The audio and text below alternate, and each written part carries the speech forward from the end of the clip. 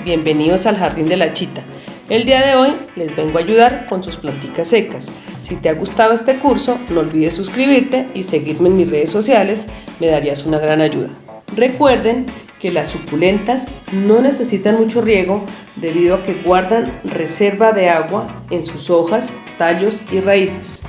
Entonces, al principio de este curso, les revelé cómo y cuándo debían realizar el riego de estas hermosas plantas. Así que si no lo han visto, los invito a que lo vean para que no se pierdan ningún detalle.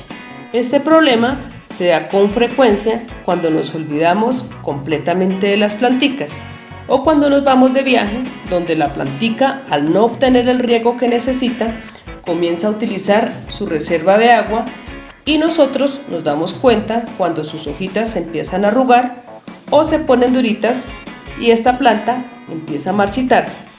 Esas hojitas no se caen debido a que están alimentando a la planta, así que no las vayan a lastimar. Hoy les voy a explicar 2 errores frecuentes que cometemos cuando nuestra planta está seca y les voy a explicar la manera correcta de hacerlo.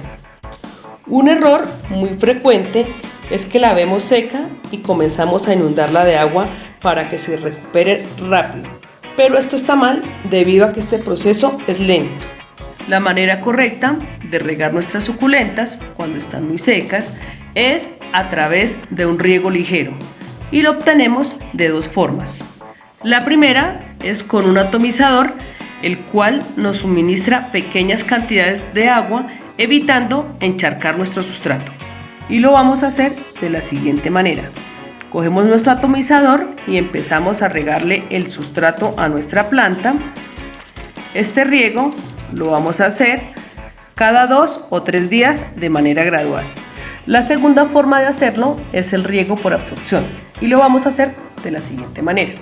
Cogemos una cubeta, le ponemos agua, sumergimos nuestra planta por un lapso de 5 minutos.